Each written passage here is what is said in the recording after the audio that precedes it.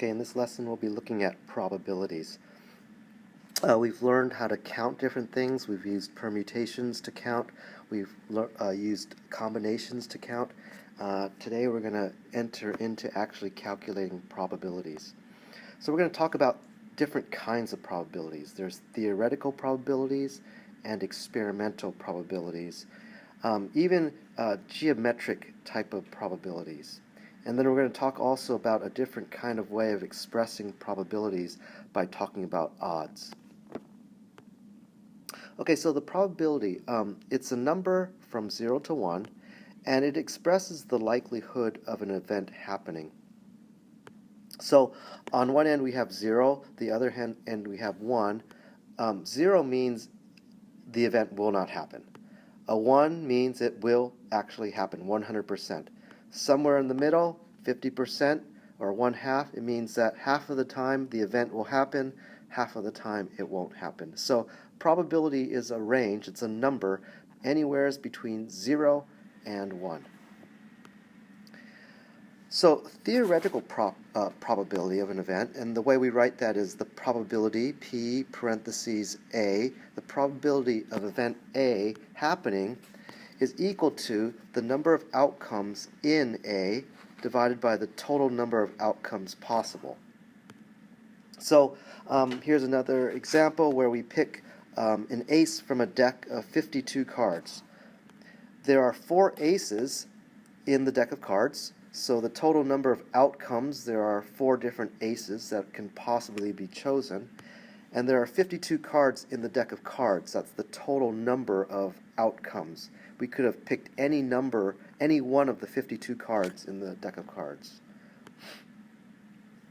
So we're going to be using permutations and combinations to count the number of outcomes in an event as well as the total number of outcomes for a certain situation.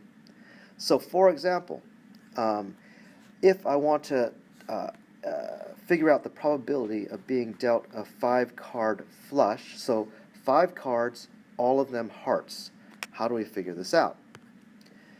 Let's talk about the bottom first, the total number of outcomes. There are 52 choose 5 ways of picking 5 cards from a deck of 52 cards. Now let's talk about choosing 5 hearts.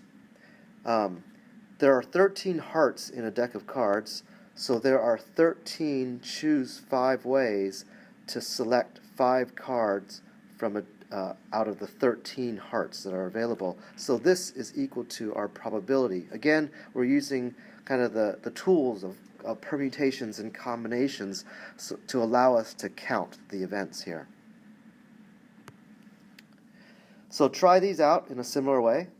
Work through these, and we'll review these in class. Geometric probability. Instead of calculating numbers, we're actually calculating lengths or calculating area. So suppose we have this bullseye here. And in this bullseye, we have some circles and different point values according to, where we throw the dart.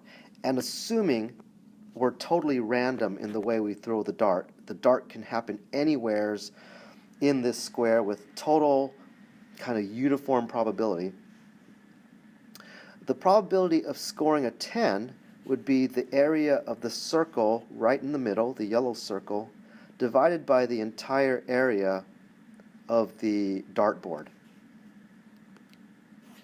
So we could express that area as pi r squared for the circle, pi times 3r squared, or 3 squared, which is r is 3 in this case, divided by the area of the dartboard, which is 18 by 18, so 18 squared. So we have, working it all out, 0.087 or 8.7%.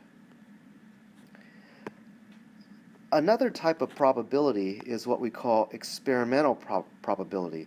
So sometimes, a lot of times actually, we can't actually count the situation. It's not possible to count. So we determine probability by doing experiments, by gathering data. So for example, let's talk about blood type. How many people, what's the probability that a person chosen will have blood type O? That's not something we can actually count. It's not an exact kind of thing. But we can take data. We can run experiments. We can talk to 100 people and then make some sort of table that counts up the number of O type of blood, A type blood, AB type blood, etc. And then from that we can calculate what we call experimental probability. So in this example here, what's the probability, according to the data we have, that the person has type O blood? Well, let's calculate that. There are 22 people in this survey with type O blood, and there were altogether 22 plus 21 plus 5 plus 2 people completely. So 44% of the people, 0.44, have blood type O. So we can maybe predict that the probability of another person being chosen having blood type O is 44%. Now this is just purely experimental. It isn't necessarily always true, but it's something that, based on some certain size of data, we can make certain, I would say, hypotheses about.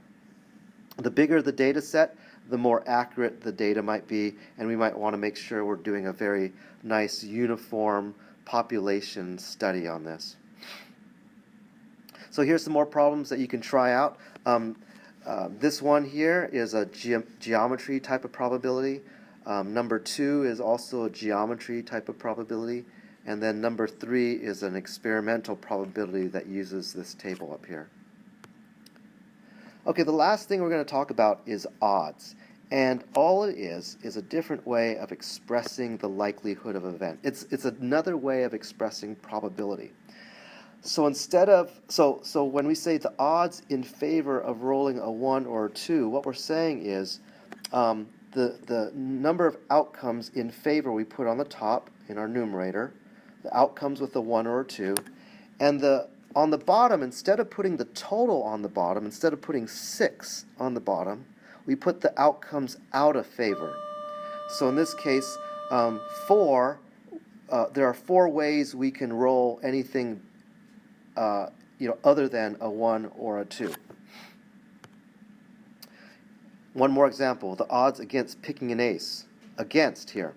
So we put the 4 on the bottom, the against goes on the bottom, the 4 in favor goes on the top. We have 48 other cards, so we have 48 non-aces and 4 aces. The odds against picking an ace would be 48 to 4. You can try these other problems here. That's the end of today's lesson.